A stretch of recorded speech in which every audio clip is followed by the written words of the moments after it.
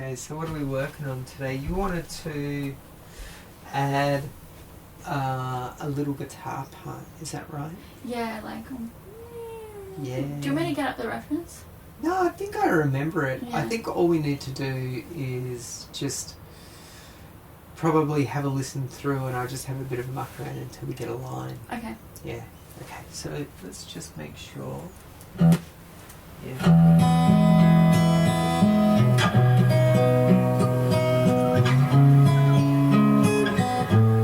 Alright, we'll have a little listen and I'll set up some stuff.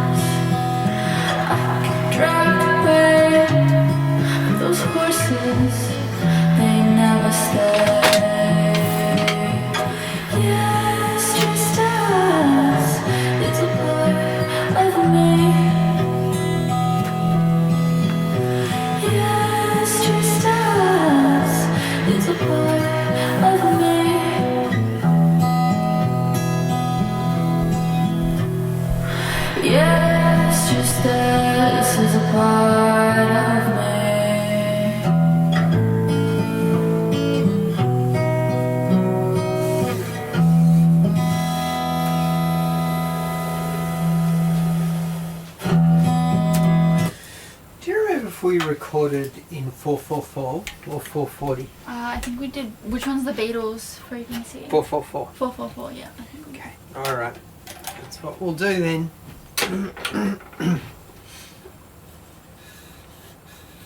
For those who don't know what 444 is, do you remember what 444 is? It's the Beatles frequency. The frequency that the Beatles frequency. That's right, it's the magic frequency.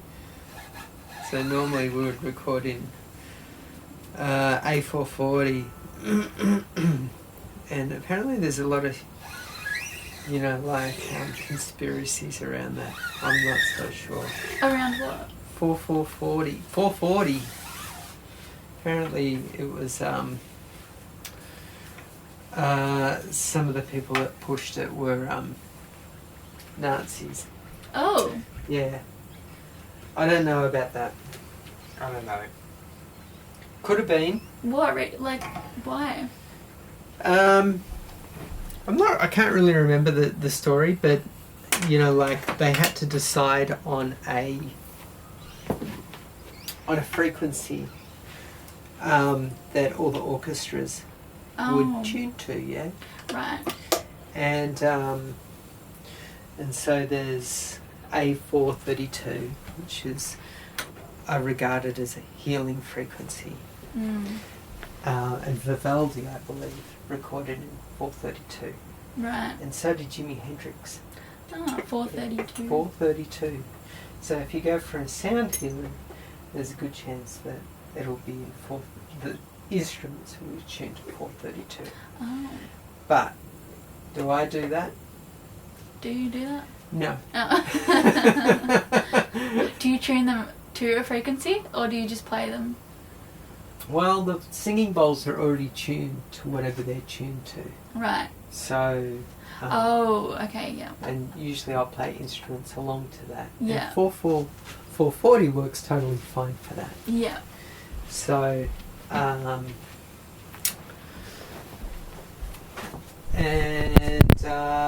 guess, I've had a bit of fun mucking around in 432. And 432 feels a little bit warmer to the ear, just because it's a little lower in frequency.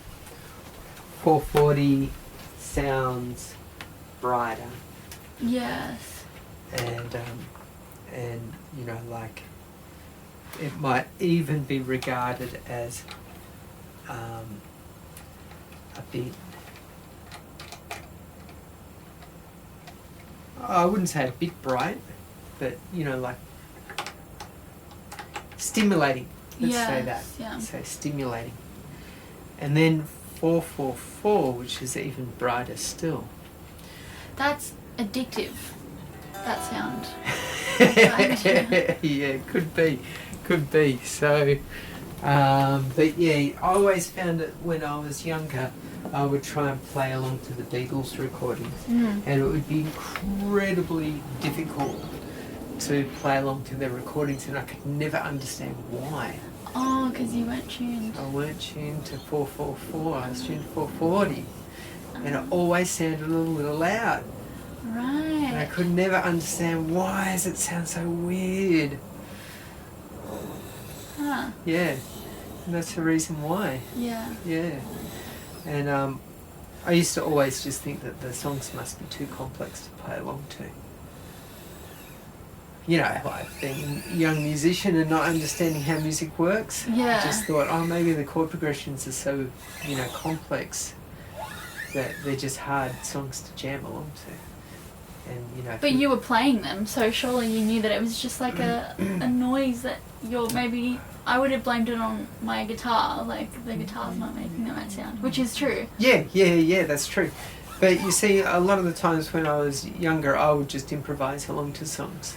Right. So I wouldn't actually play the actual song, I would just make up some stuff to play along with it. Oh, okay. Yeah, improvise. Yes. As you would if you were watching a movie. I mean, no one does this, but imagine watching a movie and adding, like a new character to the movie and then interjecting in between what the characters say with your own dialogue. Yeah.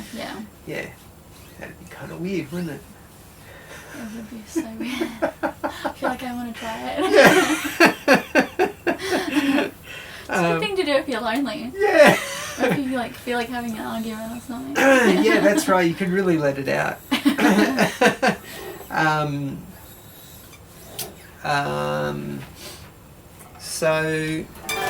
Ooh. Yeah, I was listening to a podcast with Lionel Richie the other day. Oh yeah. And I found out that he doesn't know how to read or write music. He just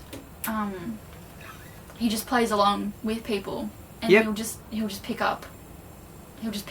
Pick it up. Yeah. Yeah. Without having to read anything or look at anything. Yep. It's crazy. To this day. Yeah. Yeah, I don't doubt it. It's not a bad way to do it, because sometimes what might happen is that you might end up overthinking it. You might go towards your tools instead of using your ears and your imagination first.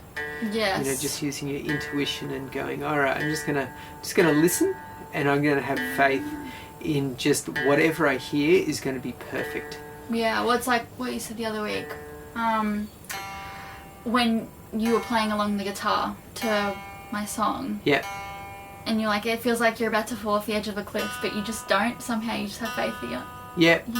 it's going to work. It's going to work. You're not too sure how it works. Yep. But it is working. Yep. That's right. Yeah. Yeah, there's been times where I've used a mathematical approach and just gone, oh yeah, I just need to put it in a neat, tidy little, 4-bar progression that goes around and is neat and tidy. And then sometimes you listen back to that and you go, oh, it's so neat and tidy, it's kind of lost its fun. Yeah. And because you're making, you're coming up with melodies that are probably just intuitively heard in your head, like you're just hearing it, or whether you may not be hearing it in your head, but you're hearing it. And so then you're just following, following the muse, so to speak, or following the sounds that you're hearing, and then it just works. Yeah. Yeah. Yeah. Well, the podcasters were saying to Lionel, "Oh, like that's crazy how you just come up with a melody just like that." Like what? And I said, "That's right." Yeah. Lionel Richie. Yeah. Well, I mean, it's the way all composers do it. You can't do it any other way. Yeah, that's right. Yeah, you just can't. Like if you're sitting down and you think, oh, I'm going to mathematically write a song by putting these equations together, yes, you could 100% do it that way, but it's no guarantee it's actually going to sound any good. That's a little bit like saying, oh, I'm going to make this recipe, like of something to eat, and I'm just going to follow the instructions, like to the letter, but I'm not going to taste it until it's finished. Well, yeah, you could do that, but like if you choose something and the vegetables are not ripe enough, you might try it at the end and go, oh, it's a bit bitter.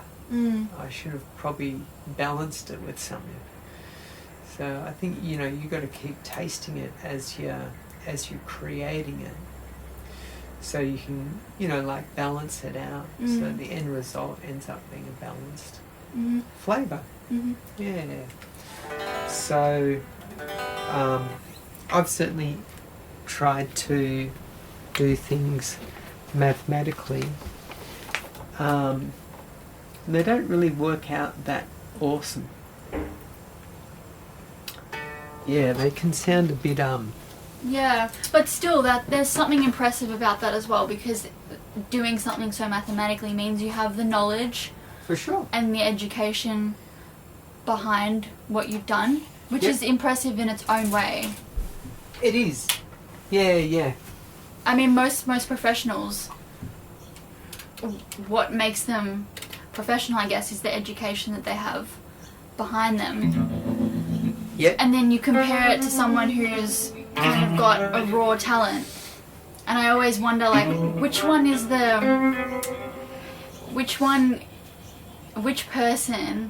is the more talented one, if you know what I mean? Like, and I wonder that about many people. Like in their industries, there's one person who's like an actor who's just come into it and they don't have any education, they didn't go to Juilliard or anything, and they're just winging it.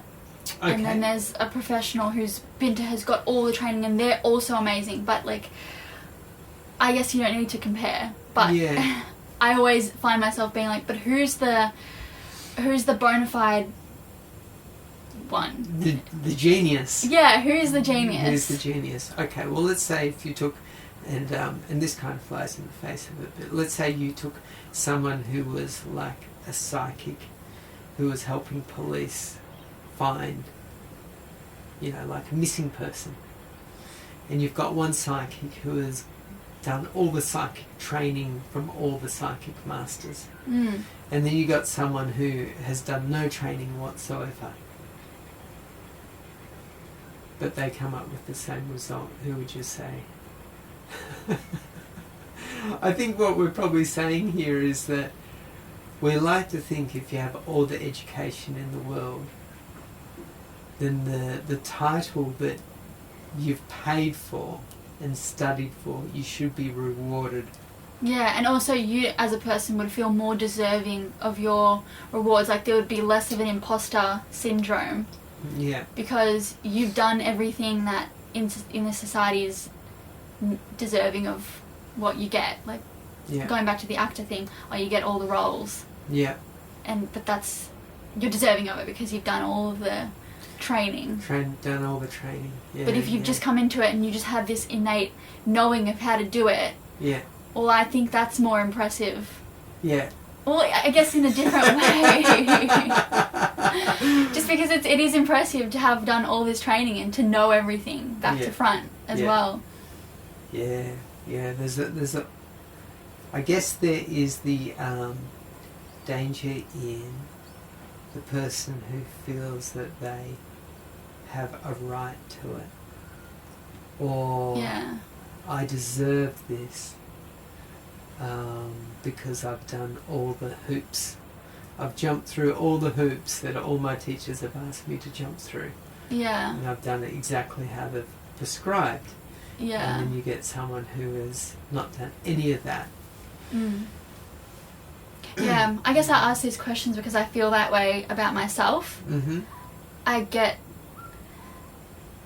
in my head about like if what I'm doing can be qualified, or am I disqualified from what I'm doing just because I don't actually know any theory about anything. Okay, you know? So here's probably an easier way to think of it. If someone had only read books on the flavour of honey but had never tasted it, compared to someone who maybe had never read a book on honey but had eaten gallons of it. Yeah, the person with a lot of honey in their stomach would know. Yeah, I guess. Yeah, from experience. Yeah. Like, for another example, I consider myself quite philosophical in the way I think. However, I've not really read much philosophy. Yeah. I've read a few books, but, like, you know, there are people who've studied philosophy and all that, and I guess they have studied it because maybe they think very philosophically as well, but I would like to compare myself. Yeah. I would like to think that I could have a good philosophical conversation with someone who's studied for years about philosophy. Yeah. Yeah. Well, I mean, if you have experience. Mm. Yeah. And then you'd have to also think about, where did the experience start? Birth. Just always do think of. So could it have even started pre-birth? Yeah. Mm-hmm. And so how far back could that stretch?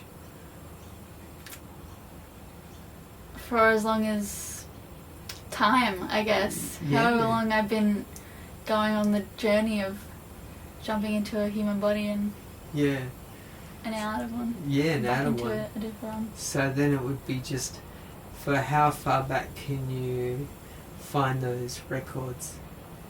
How far back can you trace that memory? Interesting. You'd have to do a past life regression. Yeah. All right, let's have a bit of a record, see what happens. I got to find the key again. I think we're in G, maybe.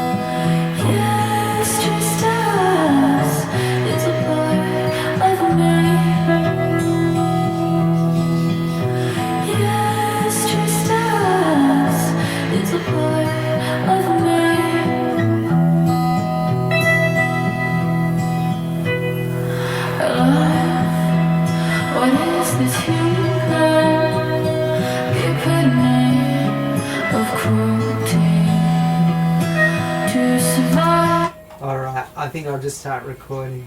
Yeah, that already sounded good. Like, I'll miss the magic, yeah? yeah. Okay, we don't need that.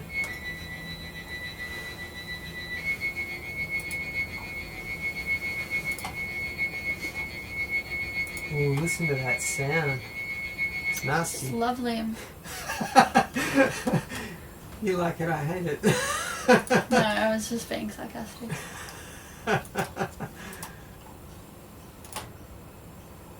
So, how was your weekend? Good, really good. I went to the grand final. Did you? Yes, Wow. my team won. Your team won. Brisbane Lions. Of course, Woo, yeah. team. Amazing. Yeah, so that was good. Snoop Dogg was there. I saw Snoop Dogg. Of course, yeah. I saw Snoop Dogg as well. Did you watch the game? I watched Snoop Dogg, Oh. and that was about it. Shooting for Snoop. Yeah. Yeah. Well, it was. Yeah, I mean, actually, a lot of people criticise his performance, but I don't really know what else he could have done. Like, well, that's pretty common for Melburnians. Like, isn't yeah, that tall poppy syndrome. Everyone kind of. I mean, America loves Snoop Dogg. They'll build him up, but we're always ready to chop people down. in the classic Melbourne stance for bands is arms crossed in front of your chest. Yeah. That's how Melbourne audiences watch people. Oh, right, yes, Yeah, also, they that's so true. stand and they go, yeah, impress us. We've seen a lot. Yeah. But I feel like naturally that's also how I watch someone that I love and that I'm really excited about. Yeah, yeah. With my arms crossed. With your I'll arms look like crossed? probably really pissed off, but I'm really enjoying it in my head. Yeah. Well, I think in Melbourne we're a bit terrified to just let ourselves go and enjoy ourselves. Because I think we like to think that we're pretty cultured here in Melbourne. Yeah, probably. Yeah. Whereas we're a bit yeah, I've played to a number of Melbourne audiences, and they can be fun. When people want to have fun, they can be fun. But yeah, when they want to be ruthless, Yeah. they can be pretty ruthless. That's true. But then It's again, who your so audience can I. is. Like, there would have been a lot of oldies in the audience. Oh yeah. Just being like, I don't know this person. Yeah, and there would. Even though Snoop Dogg's been around. Yeah, absolutely, and I'm sure there'd be a lot of people that wouldn't know anything maybe about rap music. Yeah. Hip-hop. It's not super broad. No, I'm sure there's probably lots of people that like their rock. Grew up in rock. Like Kiss came around Yeah. a couple of years ago. Yeah. Everyone was into that. Yeah, right. Everyone was into that. Yeah, well, my parents were there like, that was amazing. But then with Snoop, they're like, I don't know if that was worth millions of dollars. That's great. That's great. See, I remember when who was it? Meatloaf came through, and he got destroyed. Oh, really? Yeah. I don't even know Meatloaf. Bat Out of Hell? Anyway, it doesn't matter. But, it's really hard. It's really hard to perform live when your sound is mucked up. Right. Yeah, so, that if someone is struggling to sing, regardless in tune or, like at their full capacity or whatnot, if you're struggling to hear yourself, you'll sing pretty poorly. Oh, yeah. Yeah. Totally. Yeah, because if you can't hear yourself, you'll sing too loud and then you'll sing out of key. Yeah, I mean, that's why deaf people use sign language. Yeah. And then if you can't hear the band, you're definitely going to sing out of time and out of key. Yeah. Yeah. And I think, like... Is that what happened with Meatloaf? I have no idea. Oh. But that's my initial thought. Oh, okay. Yeah, my initial thought is, okay, there's something seems to be wrong with the sound. Just having been in those situations myself plenty of times where you just can't... It's either too loud and then all you can hear is the drums. And then your timing is okay, but your pitch will be out. Yeah. Because you start to try and compete, because you try and hear yourself, and no matter how much you push your finger in your ear, you can't hear yourself. Or even with monitoring systems, it doesn't matter. You know, it can be a disaster. And, you know, like if someone pushes you out in front of a lot of people, not it's their problem, or, you know, it's not their fault, but, you know, like if you get ushered out and you're standing in front of like a lot of people and immediately the sound goes funny, well, it can be difficult for a performer to go, all right, we've got to stop the song and start again. Yeah, and can you, by the way, fix the sound? Because that would just look bad. Yeah. And I think as a professional performer, you'd probably say, oh, you should be able to work your way around that. But I don't know, stand in front of a million people with a bad mix and try and carry on. I think I would probably find it pretty challenging. I feel like saying, oh, can we start that again, is honestly quite respected. And people don't do it enough, but I feel like when it's done, everyone's very accepting of it, especially if you're like a huge artist. Like if a huge artist mucks up their song or something's wrong with the sound, they say, we're going to start that again. I mean, the audience get it a second time, so... Yeah, I mean, Meatloaf did actually do that one time, I think. Pretty sure he did. I think he did say... I remember years and years and years ago him going... I think it was live. Yeah. He said, no, we're going to start this again. This is wrong. Yeah. I think he shouldn't have called himself Meatloaf. Well, you know, there's been lots of people that have called themselves food names, like Jelly Roll. Yeah, I don't like that either. Jelly Roll. But Meatloaf especially is just or not Captain pleasant. Beefheart. No, I don't like that. Just anything to do with, like, beef. That's great. Alright, I gotta record something. Otherwise I'm gonna call myself Mr. Cow. Mr. Cow. That's not so bad.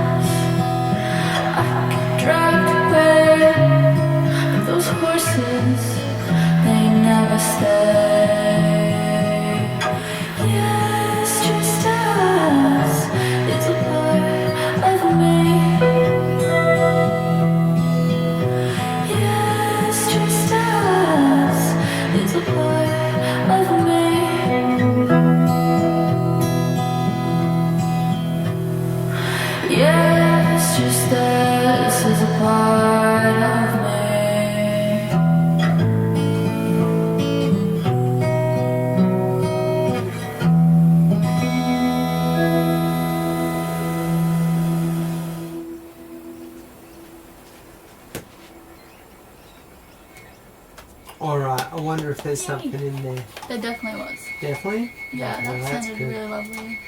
Now look at this. Look how much we're out. It's funny. Yeah, look at the timing. Oh. Yeah, it's really weird. Oh, I know why. Because we got the plug-in on still. There's that bird that you always Yeah. talk about, just sitting in your pond trying to eat one of your fish. Oh, the kingfisher. Yes, he's fishing. Yes, he's fishing. Yeah. Yeah. I had a look at Australian kingfishers, and there's some really, really pretty blue ones. Ooh. Yeah. And I almost wondered if that was a female. The blue ones? No, that one out there I think is a female. Oh yeah, because all the pretty birds are males. Are males, yeah.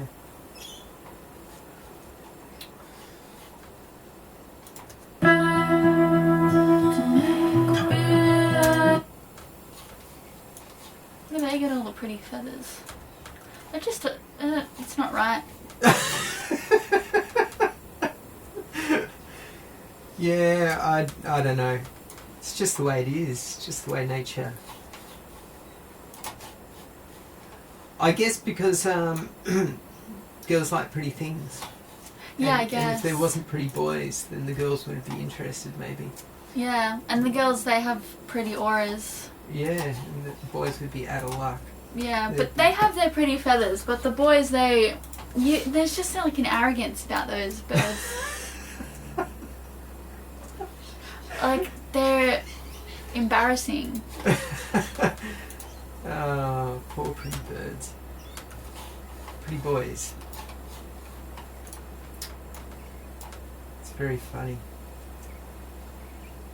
Okay, alright, I think before I start mucking around, if there's too much trying to beat things into time, we give it a bit of a listen. Otherwise, Yeah. I'm going to be here for too long mucking around. Okay.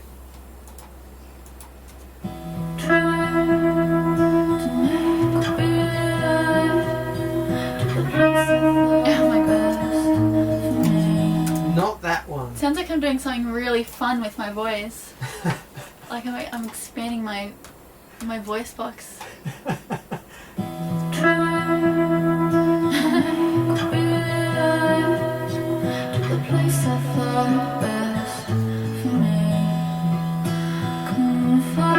Okay, we're going to fix that one.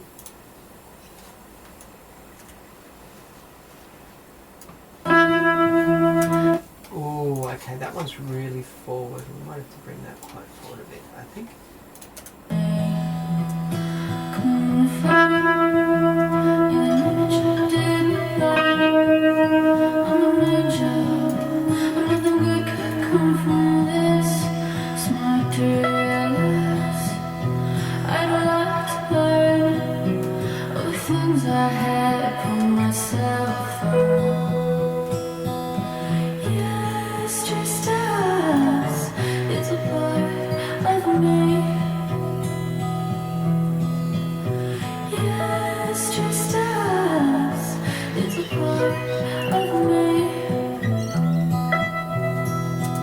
Okay, there's some cool stuff in there, but they're hitting at the wrong time, so...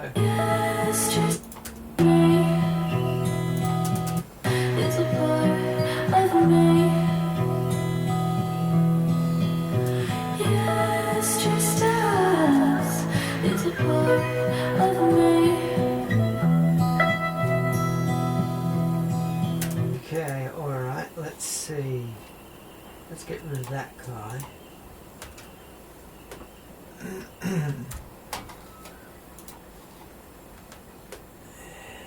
rid of that one. So if anyone doesn't understand what I'm doing here, I'm cutting things up, moving them around to make them sound a bit better. It's just us. It's a part of me. Okay, alright, we'll grab that guy.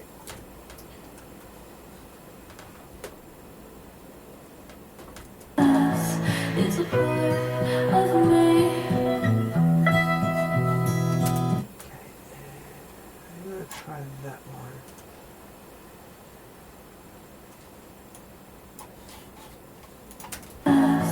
It's a part of me. That one should be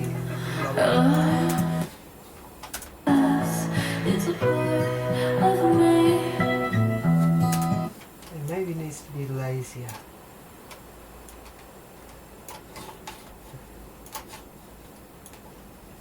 Where's that one?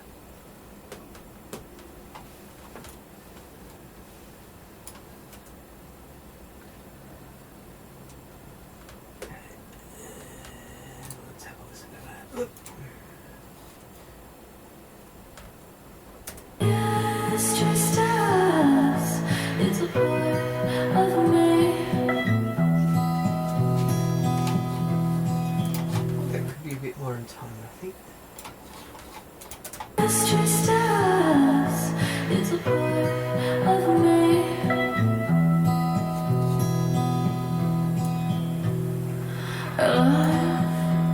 What is this human kind?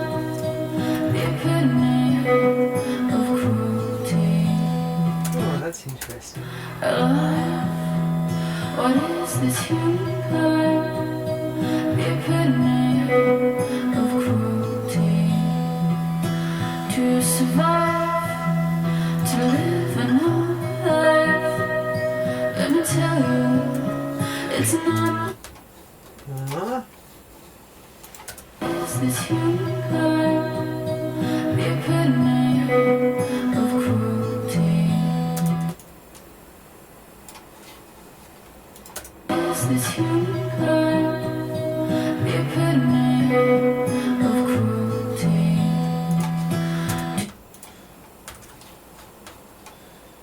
Sometimes I feel like I'm a bit close to it when I'm listening back to them. It's hard for me to hear. What is this human kind? The epitome of cruelty. That's better. To survive, to live another life. Let me tell you, it's not what you would think. Arrived at the curse of beauty. So hard to find value in anything. Yes, to survive, to live another life. Let me tell you, it's not what you would think. Arrived at the curse of beauty. So hard to find value in anything. Not sure about that one. You would think. Arrived at the curse of beauty. So hard to find value in anything. Yes, just us. It's a part of me. Yeah. Yeah, I don't mind that one. Hang on.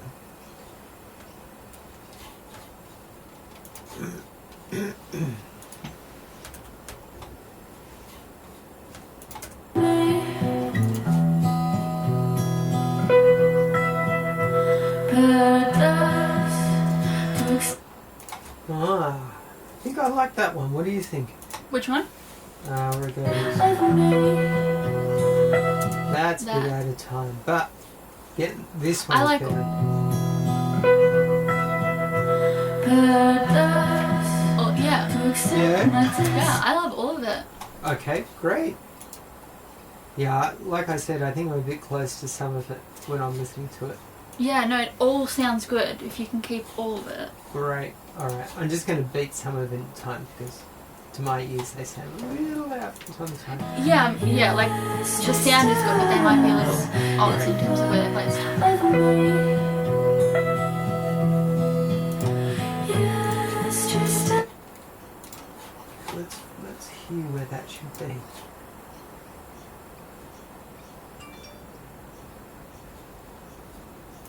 us. It's a part of me. There we go, there we go. alright, now I understand what I should do. I should get that one away, and I should pull that one back. And let's see if that will work. It's a part of me. That's Yeah, good. that was good. It's just us. It's a part of me.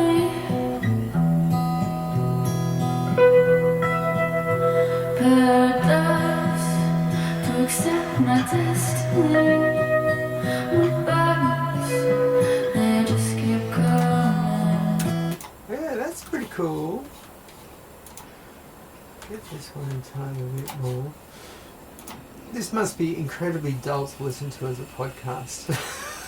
I don't know, I'm thinking this part can be like kind of spliced up, and like the moments where you said something that you like about what you're doing, you can keep it in. Yeah.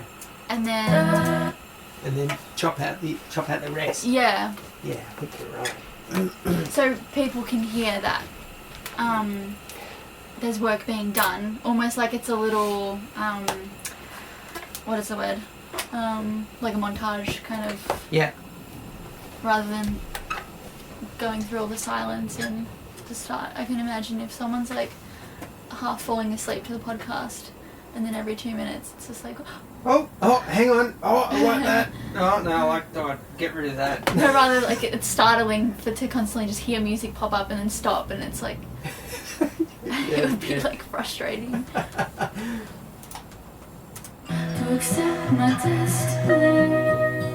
My bodies, they just keep going. So high. Okay, that's a little late. Dum, bum.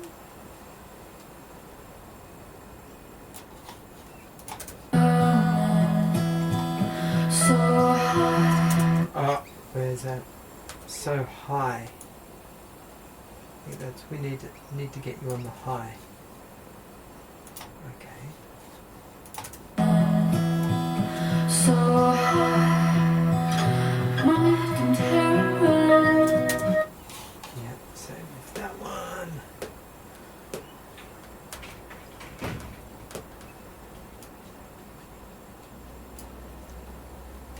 Oh, Mind and heroin. I couldn't fight it. Couldn't mind for Tennessee. ooh. Mind and heroin. I couldn't fight it. Couldn't mind for Tennessee. Sometimes Now. I couldn't fight it. That one. There. Heroin. I couldn't fight it. Couldn't mind for Tennessee. Sometimes I get dragged away. Those horses, they never stay. Yeah, it's just us. It's a part of me. Yeah, that's pretty. Very. This one could come forward a little bit. Innocent. Sometimes I get dragged away. Those horses, they never stay. Yeah, it's just us. It's a part of me. Yeah, I get dragged away. Those horses, they never stay. Yeah, it's just us.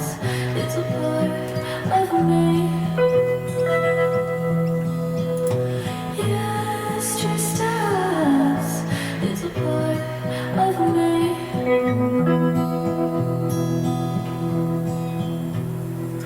Yeah, it's just us. Is a part of me.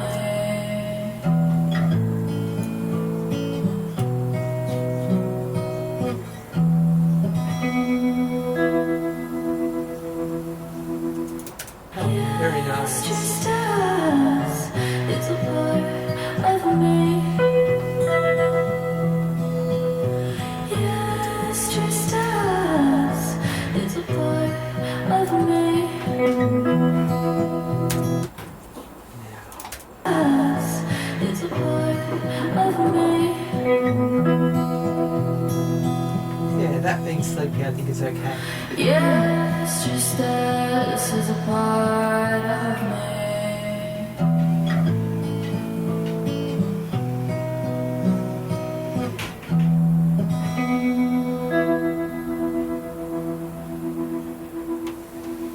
Do you like that last little bit, or is that a little bit clunky? No, I love it. Okay, is it a little bit out of time at the end?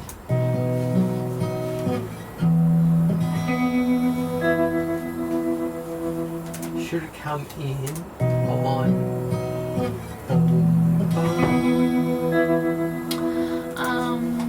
after?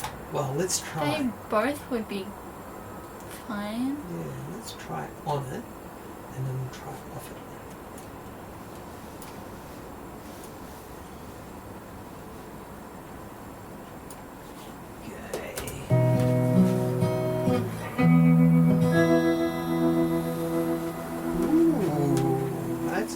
Let's have a listen to that again. Of me.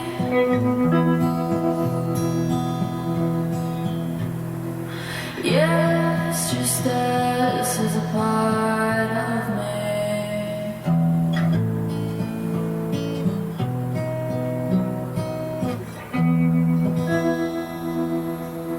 Yeah. I like Yeah, that. you like that? Great. Alright, done. I watched the Blair Witch Project again. Well, not quite. Actually, I fell asleep. My daughters watched the Blair Witch Project. You ever seen that? I've seen a little bit of it, but I don't know, it didn't. I feel like I didn't care about it, so I stopped watching it. No. Yeah. I would have fallen asleep too, probably. Yeah.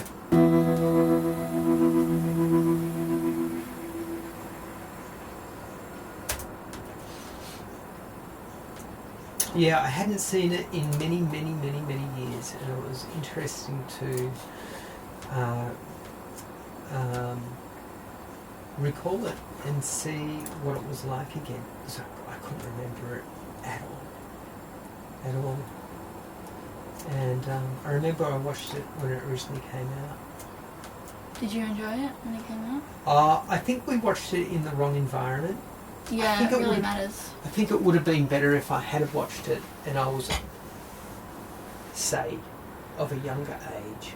I think if I was in my, I don't know, let's say, late teens, and I was home alone, and it was 2 in the morning, and I didn't know what it was that I was watching. Yeah, totally. Like one of those movies, and you've just gotten home from like a big night. Yeah. And you turn something on and you're like, what the fuck? Yeah. But you're enjoying it. yeah. And you're like, this is so weird. What is going on? Yes. Yeah. And then after a while you just go, oh man, this is so weird. Yeah, but it's the only way you would have been captivated by it in that setting. Any other time you would have just turned it off. Yeah, we watched it at the Botanical Gardens. Oh, at the Moonlight Cinema. The Moonlight Cinema. No. yeah. And that was just, people were wandering around, and it was like getting little bits of it here and there, and looking at it going, I can't make out much of what's going on. I can't hear much of what's going on. Yeah, no. I feel like the Moonlight Cinema is for rom-coms, and that's about it. Yeah, Everything else, like any kind of drama, no, you're uncomfortable. No one wants to admit. Yeah. It's an uncomfortable experience. It is. It's a very uncomfortable experience. It can get cold. Yeah. You can go, man, I really need to go to the bathroom, but I can't be bothered getting up. The bean bags can be terribly uncomfortable. Yeah, I see. When I've been, I didn't even use a beanbag. I just bought all these pillows, so I'd always be walking in with all these pillows and blankets and stuff. Like, it was such a difficult experience. Yeah. It's just not worth it, I think. Yeah. Unless you're going for like a fun little rom-com. Yeah. And you get a beanbag. Yeah. I think. But no, I watched the Blair Witch Project, only half of it, a couple years ago, when I was auditioning for a film that a director had messaged me Yeah. that he wanted to do. Got it. he wanted to do like a found footage film, so I was watching it as kind of research so I could do the audition. But do you remember I told you that I almost got human trafficked? Yes. Yeah. Yes. It was that guy. It was that guy. Oh. Yeah. And so the Blair Witch Project was homework that he recommended, or? Yes, yeah, because we'd had a Zoom call. Right. Where he didn't turn his camera on, and he told me that there were a bunch of like confidential stuff. But anyway, such an idiot. We could do that. We could just set up a camera in the backyard, and I could pretend to. Yeah. No, but so the audition tapes that I sent in were just like me in my backyard in the dark, like improvising. Oh wow. Yeah. Which is fine. Like he has those now. Hopefully he deleted them. But I doubt he has. I don't know. I like that keeps me up sometimes. Sometimes I just remember and I'm like, oh my god, like that could have been really bad. And also that he like has my details. He just like knows. He knows me, and he had like we've spoken on Zoom, and you know I've like we've just he has videos of me or just normal videos, but just it's just like. Yeah, I wouldn't worry about it too much. My kind of impression is that, you know, like if he wanted to have done something, he would have done it by now. Yeah, I don't think he's going to do anything. I mean, unless one day I always think, like, what if one day I become really famous and then he's like, oh, well, here, I'm going to make money and post all these, like, embarrassing audition tapes. Oh, let him do it. Let him do it. And, you know, like, it will be cute. You know. Yeah, all publicity is good publicity. Yeah, it'll last, you know, it'll last a little while, and then, you know, people forget. Yeah. Yeah. You won't survive forever. So at some stage, guaranteed. Even Michael Jackson will be forgotten about. I don't know, really. Yeah, 100%. 100%. I can't imagine. It might take a very long time, but eventually it will. Yeah, I guess. I guess, yeah. Yeah, anyone, I don't think people like to admit it, but eventually, everything will be forgotten.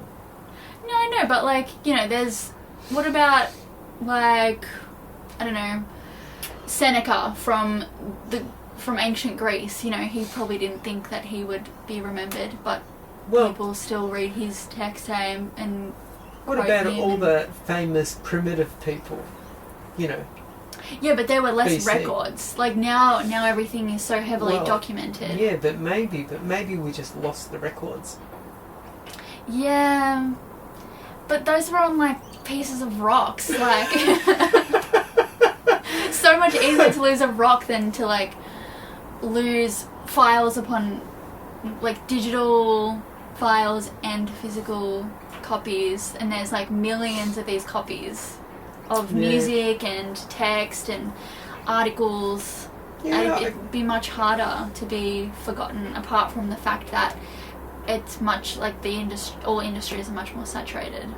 Yeah, that's true, but you know, also you got to think, you know, like when you think about anyone from, I don't know, let's say you look at old footage from, say, the 1970s, for example, or 1980s, and most people look pretty daggy back then.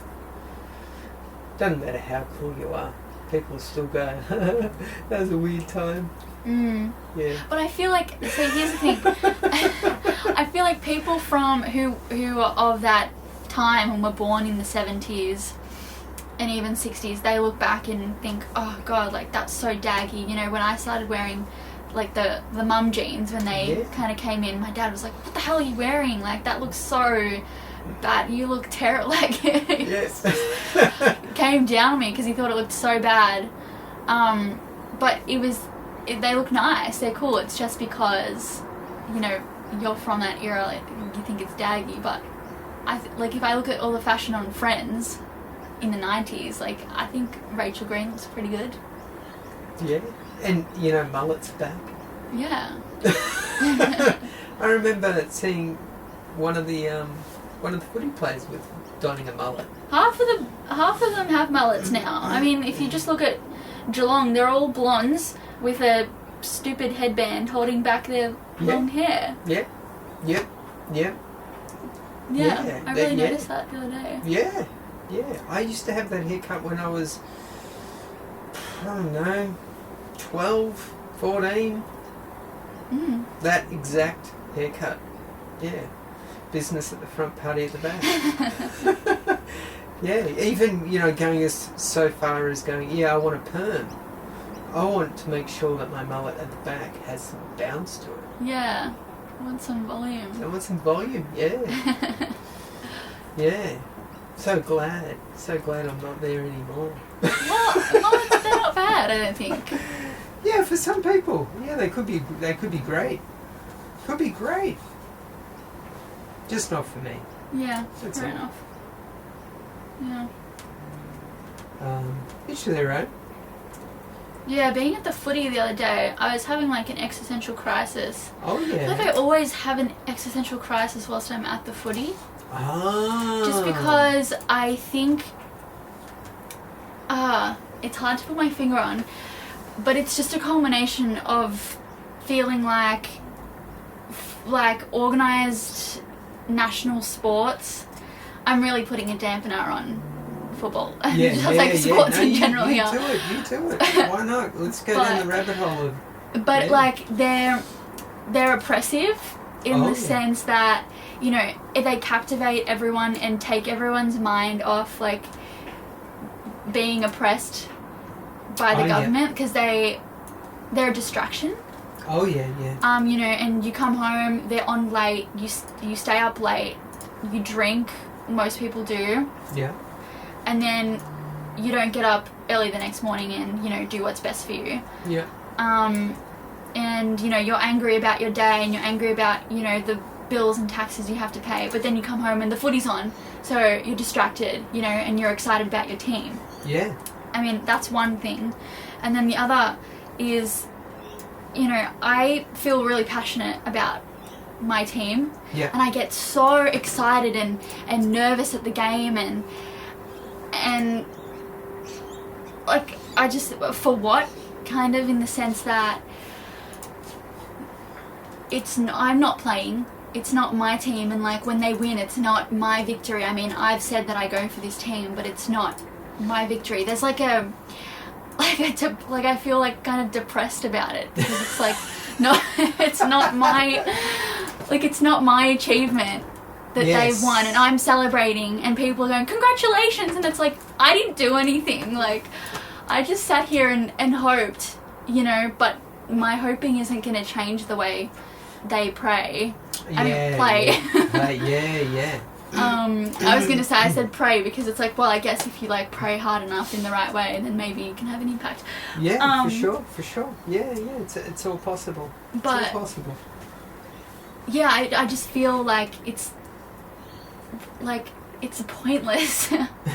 But I have so much energy towards it, because I've been brainwashed into loving this team from birth. Pretty much my first word was lion, Wow. Yes, like there's no world in which there's no way in which I lose my love for the team, because from birth I've been like brainwashed in a loving way to be obsessed with this team and to root for them. For sure. I don't think I had really any interest in football. I think I had interest in hanging out with my family, and my brother loved football and I loved my brother, so I just thought, I'll like footy. Yeah, that's sweet. Yeah. But then, I guess I think about like all the people who don't care about football, and their lives are just the same, like they don't care about it. And then in one sense I'm like, oh, that's sad because it's so fun, and it's just so good when you're there and you can have so much fun. But at the same time I'm also there in my head being like, oh, this is so pointless. And well, you've got a bunch of grown men running around kicking a little bit of kicking a ball, and I'm there like passionately screaming, and like we win and my dad's crying, and Like, that's the only time you'll ever cry. Yeah. But, you know, it's a bit of fun. Like, Yeah. you know, I think it's it's probably, you know, like a good release for some people who need it, simply because the overwhelm of losing someone is so much greater. And I think for most people, in the back of their heads, they realise that their time is running out. And so to have a distraction that, you know, like, it's simply like alcohol and drugs. Yeah, I guess that's why I feel like existential about it, because I'm like, am I really like that base that I'm like sitting here rooting for these people kicking the ball? But I am, so I'm like, yeah, I guess that's why I have like this crisis, because I'm like, am I just not evolved enough? Yeah, well, you know, it is a little bit like having a fluffy plush toy that, you know, you can hang on to when you're little. Yeah. You know, I remember when I was little, I carried around a blanket. You know, I just carried around this blanket. Yeah.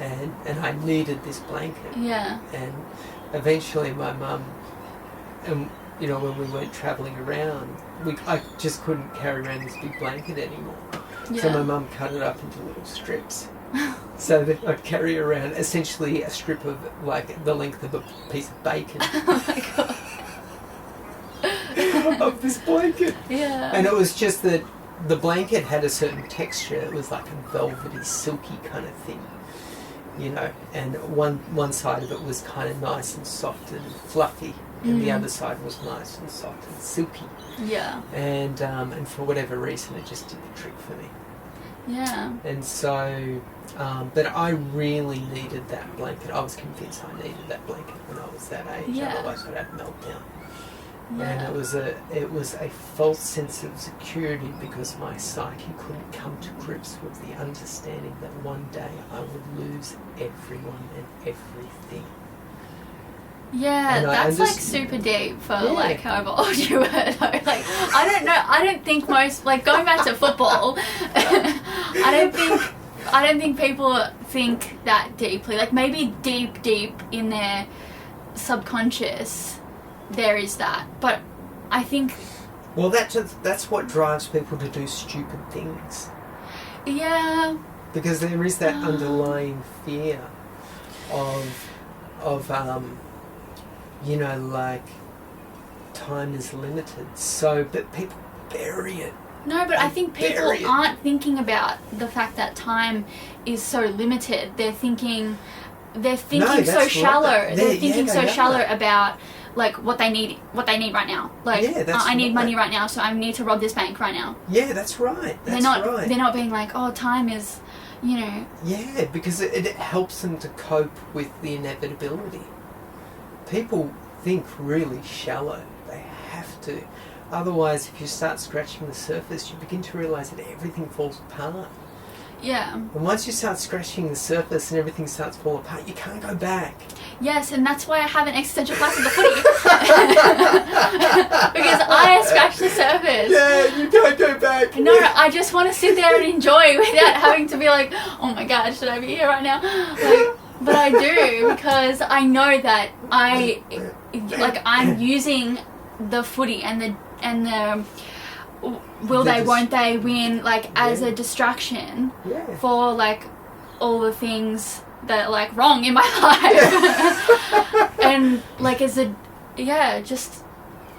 that's right. It's like, if it wasn't, I'm pretending that this is an achievement for myself, and you know, this joy is. Yeah, it's just a superficial ego thing, right? Yes. Yeah. But I fall for it, you know, because. Of course, because it's overwhelming.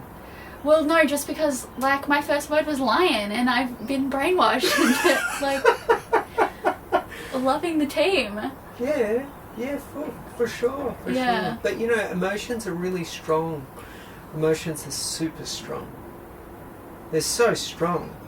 Like, once you get, you know, emotional about something, all common sense goes out the window. You know, because a good half of your emotions are based in fear. And another good half of your emotions are based in love. And the things that you think you love may be actually just fear. Yeah. And it's hard to, for a lot of people, I think, to untangle the difference and know the difference between the emotion of love and the emotion of fear. And I think what most people operate on, and including myself, years ago, was that I was actually just operating in fear the whole time. And I didn't understand the emotional love at all. At all. I had no understanding of love. Zero. And I thought I did. I really thought I understood love. I thought, I love people because one day they're going to go. They're going to disappear, and then I'll be sad and lonely. So I've got to love them as much as I can now. But that's not love, that's fear. Yeah, yeah. And love is simply accepting, okay, that's cool. I know. Yeah, one day it will dry up. But that doesn't mean it's the end. That's just might be the end of my understanding of what's going on around me. And that's okay, because I have no understanding of what's going around me, no matter what time it is. Yeah. Yeah, I like to think I know what's going on, but I had very little understanding of what's going on at all. Yeah. And I'm totally okay with that. But, to have an existential crisis is probably when you go, I really thought I understood what was going on. And then you start to pick away, scratch the surface, and then you start to realise, damn, maybe I don't. Maybe I have no idea what's going on at all. Yeah. That's scary. Well, it's good because it helps you to evolve. It does. But then you also think, going back to the footy thing, is like, but then, you miss out on the fun. If you, it gives you some sort of, you don't want it to give you some sort of superiority complex. Like, I don't want to not go for my team anymore, not go for the footy anymore because, I'm better than that. I know that it's oppressive, and I would just be using it to make me feel better. And I'm gonna, focus on building my empire.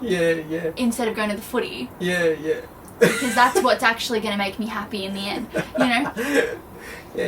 then you're just missing out on the fun of going to the footy. And, I've done plenty of that. Yeah.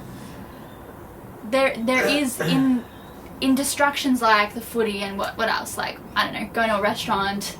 Lots of distractions. Favourite TV show. Going to watch a movie. Yeah, there's plenty of them. Plenty of distractions. There's, love look at all the social in that too. Look at all the social media platforms. They're all a distraction. Yeah.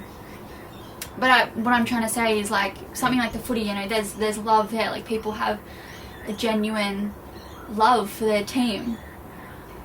But so then you can't really look down on something like the footy, because it's well, if you're feeling love, it's a necessary.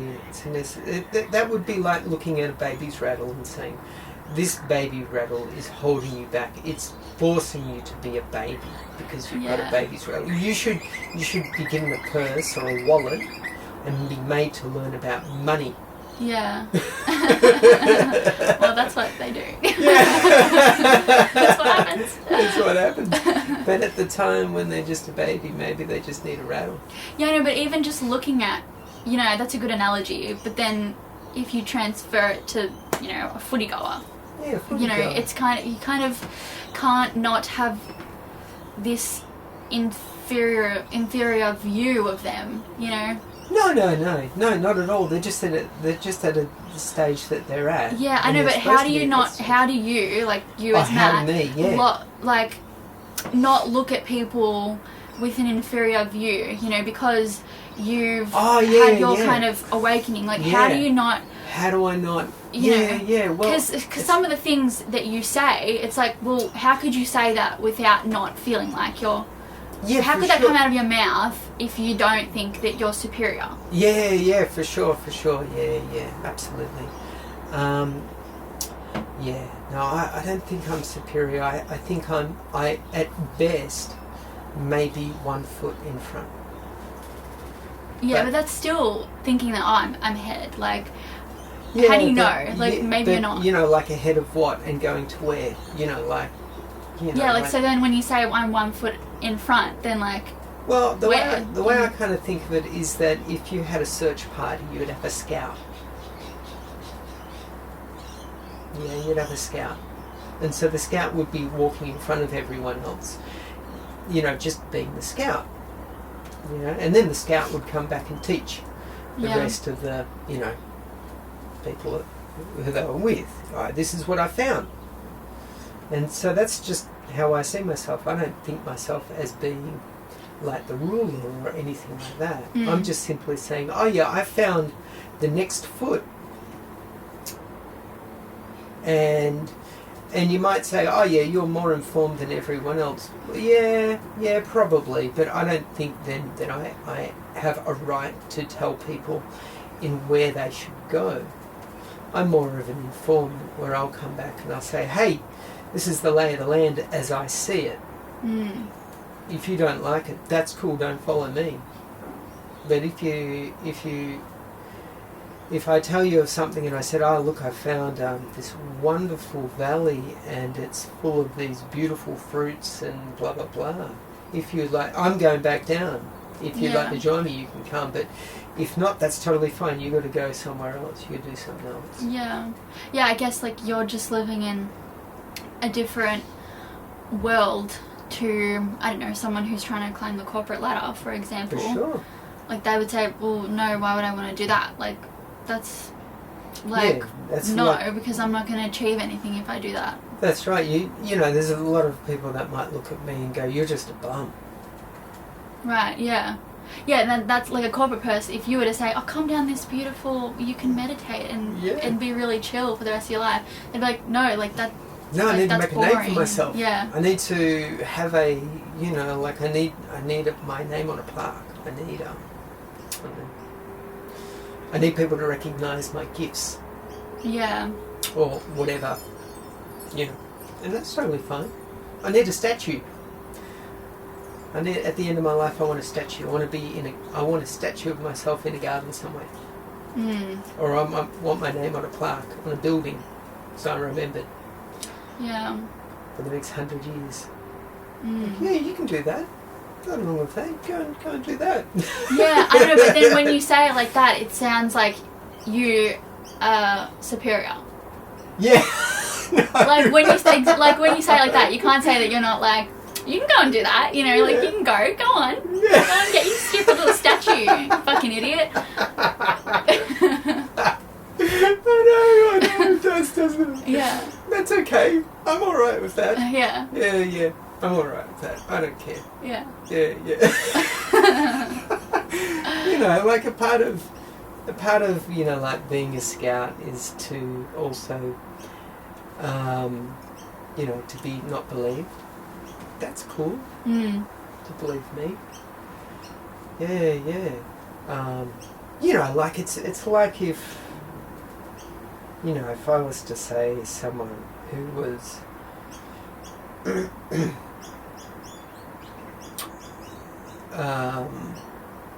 let's say I'm heterosexual, which I am, and I say, oh, look at all of these people over here who are the opposite sex. They're really beautiful. They're, you know, really attractive. And then I might come up against someone who's homosexual and try and convince them these people over here are really, really gorgeous. And they might look at them and go, no, they're not. They're not attractive in the slightest. And I say, well, no, you just don't. You have to believe me. Yeah. Yeah, well, there'd be no convincing it, and that would be a completely ridiculous thing to do. Yeah. Completely ridiculous. So yeah, that's just. I guess what I'm saying is that what I've found may not suit everyone. Yeah. Or not. Who knows? Yeah. Yeah, I wonder how you can be awakened and not bisexual. Oh, yeah. Yeah, like, yeah. if you understand that, like, sexuality is a spectrum.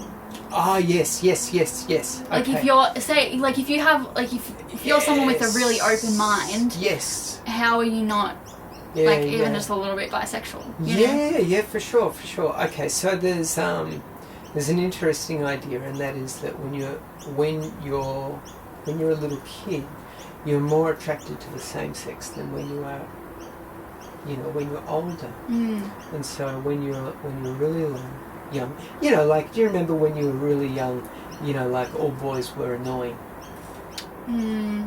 I just always had crushes on boys. It's just always like, pick me. Well, there's definitely, you see it around little boys, and I see it Right. because I do a lot of teaching little boys. Yeah. And they love hanging out with other little boys, but if you tell them, oh, let's go hang out with the girls, they're like, oh, no, I don't like girls. But are they just... No, I feel like they're just doing that because they're like...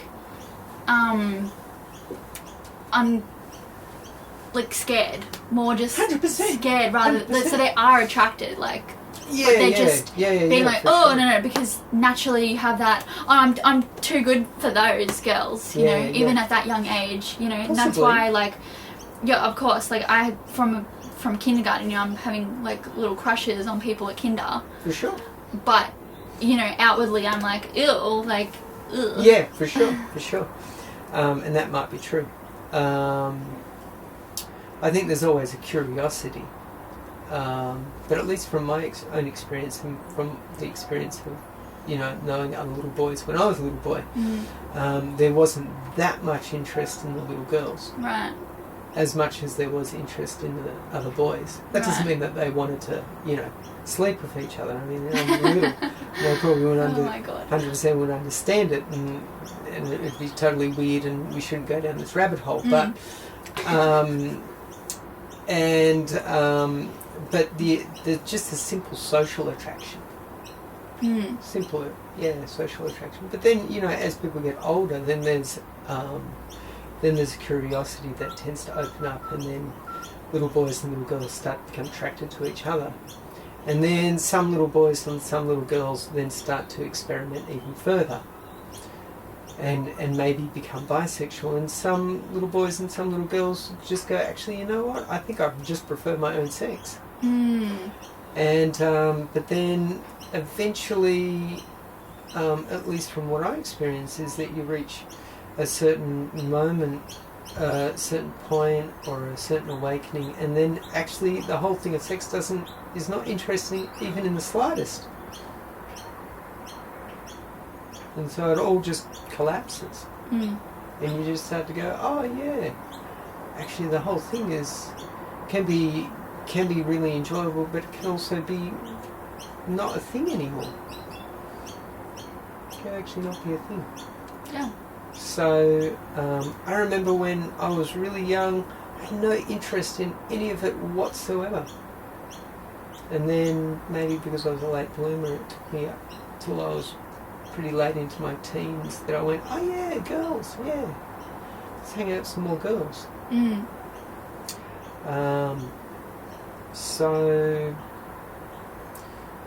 But then you have lots of monks and lots of nuns as well. Yeah. And some of them just don't seem to be that interested in the slightest. I'm sure some are. Yeah. I'm sure they are. I'm sure they are. Yeah.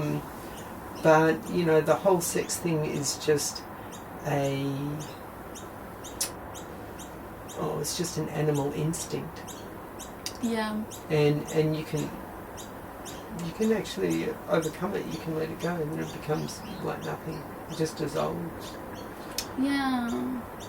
But while it's raging, you should not try and suppress it. Yeah, exactly. Like, you can let it go, but only after you've, gotten to a certain age where until you've dried. you can't do it anymore. Until you probably reach the conclusion that it's a dead end. Yeah. It doesn't like you can keep playing with it, but it doesn't lead to any state of. There's never any end to it. That's the thing, is that you can scratch that itch, and you can scratch it and scratch it and scratch it, but tomorrow it will be there again. Yeah. And the next day, and the next day, and the next day. And it doesn't matter how many experiences with how many different people you have, the itch never goes away.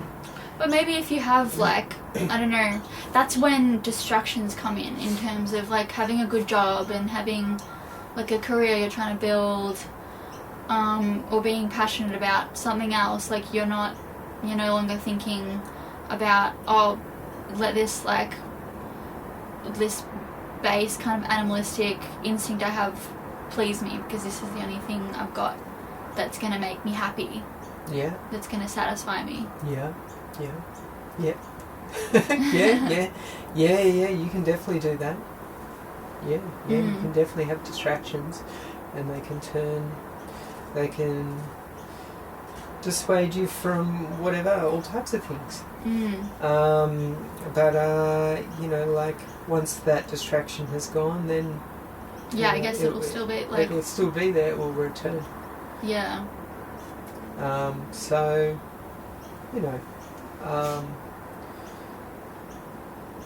yeah, I guess from what I experience is that once you start to really, really calm down your nervous system, like really, really, really calm it down, then all the other, like animalistic urges start to begin to relax. Yeah, it doesn't mean you can't fire them up again, but they relax. And a good example of that is that if you stress a tree, what does it naturally do? Stress a tree? If you stress like a fruit tree, if you stress a fruit tree, what does it do? How do you stress a tree? Well, you could stop watering it. Oh, right. I was just like thinking about yelling at it or something. And I was like, wow, you can do that. I guess there are tree whisperers. But, yes, it will slowly die. Well, before it slowly dies, it does one last thing. One last heroic thing. What does it do? Plants its seed elsewhere. And how does it do that? It drops its fruit. Yeah, it drops its fruit. Yeah. So it has one last event of flowering. Right, yeah. Which is, the sex act, and then it fruits, and then it dies. Yeah. And then all those baby trees, which is the fruit, not quite trees yet, have a chance of creating new existence. So at least from my own experience, and I can only ever talk about my own experience, I can't talk about anyone else's because I haven't experienced anyone else's. But when you get really stressed, of course, what goes up? Cortisol. Yes, but also your drive can, not always, but your sex drive can go up. Ah, right. Yeah, because it's like, damn, I gotta procreate. This could be my last chance. I felt that way before, but anyway. Well, like when women reach a certain age. Oh, right, yeah. Yeah. The maternal clock goes off. Yeah, you got like one last chance. Yeah, things ramp up. Yeah. So, anyway, that's my thoughts on it. Not saying right for anyone else. That's what it seemed like to me. What seems like? Well, when I got stressed, stress, yeah. Yeah. The drive to procreate went up. Yeah. It was like, okay. I mean, once it goes up too high, then it completely you fail. Right. Yeah, because you're too stressed. Right. But, for a certain period of time, it can be like, oh, damn. Yeah. Right. So it depends on how much you can cope with stress as well. Yeah. Yeah, like if you're abusing your body, you may have gone over and you may not realise it. Yeah, but if you keep pretty fit and you're eating good food, but your stress levels are humming along, but not killing you. Yeah. Yeah, you can feel the urge to go, damn, I need to procreate. Right. Guess we'll see. Yes, we'll see. All right, let's have one last. Is there a world in which we finish the song today? Yes. Okay. I like that world. Okay, let's give it a shot.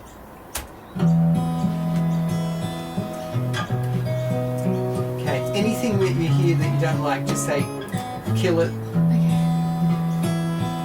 Try to make it right to the place I thought best for me. Couldn't find an image I didn't like. I'm an angel, and nothing good could come from this. Smart to realize I'd like to learn all the things I had put myself through. Yeah, it's just us. It's a part of me. Yeah, it's just us. It's a part of me.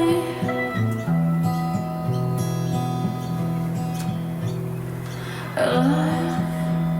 What is this humankind? The epitome of cruelty. To survive, to live another life.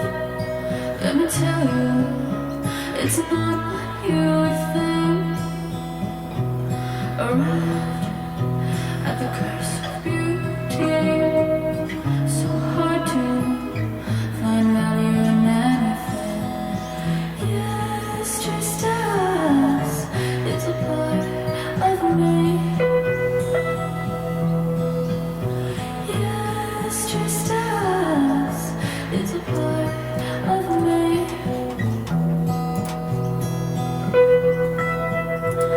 Paradise to accept my destiny. My battles, they just keep coming. So high, mountain heroin. Couldn't fight it, couldn't mind felt innocent. Sometimes I get dragged away. Those horses, they never stay. Yeah, it's just us. It's a part of me. Yeah, it's just us. It's a part of me.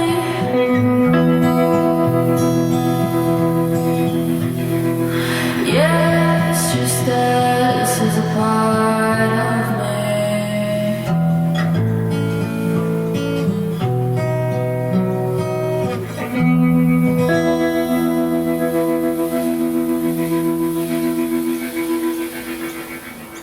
Oh, listen to that. Right, Nice. and so cooked. Okay, alright. That sounded pretty good, yeah? Yes. Alright. There was one little part in there that you were like, ooh. Oh, it just landed right on something I said. Yeah. And it just sounded weird. Okay, I'll go back to that one.